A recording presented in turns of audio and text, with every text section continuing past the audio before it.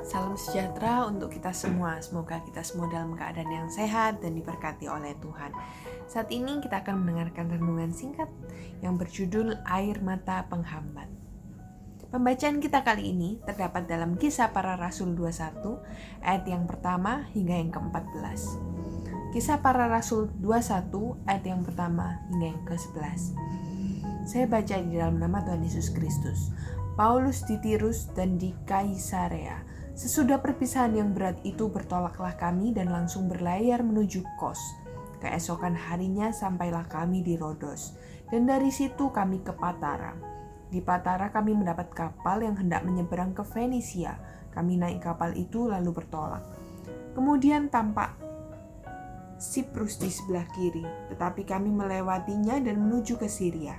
Akhirnya tibalah kami di Tirus, sebab muatan kapal harus dibongkar di kota itu. Di situ kami mengunjungi murid-murid dan tinggal di situ 7 hari lamanya.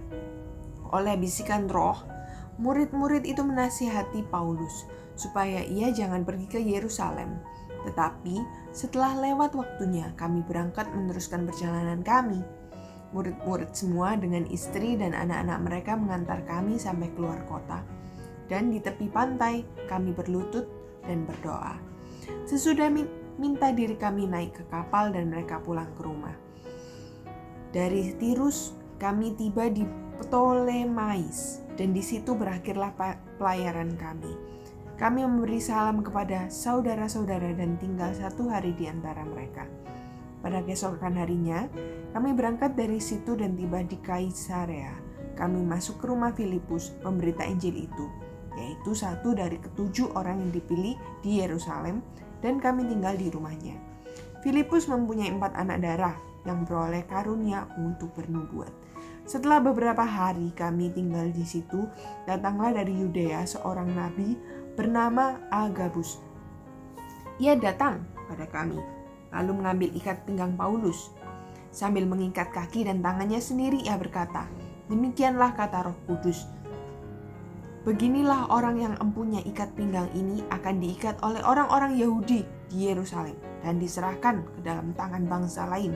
Mendengar itu, kami bersama-sama dengan murid-murid di tempat itu meminta supaya Paulus jangan pergi ke Yerusalem.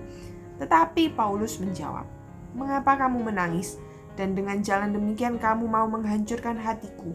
Sebab aku ini rela bukan saja untuk diikat, tetapi juga untuk mati di Yerusalem oleh karena nama Tuhan Yesus."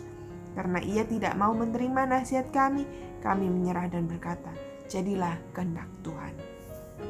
Nah, ada cerita. Rini namanya, pelajar di sebuah kota kecil yang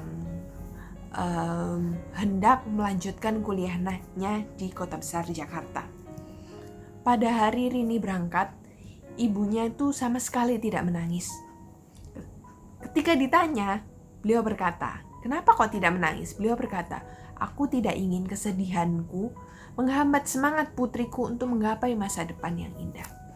Nah, di sini kita belajar dari cerita Alkitab ini juga. Ketika Paulus di Tirus, oleh bisikan roh, murid-murid menasehatinya untuk tidak pergi di Yerusalem. Di Kaisarea, sekali lagi, nabi dari Yudea bernama Agabus menubuatkan bagaimana Paulus akan diperlakukan buruk oleh orang-orang di Yerusalem.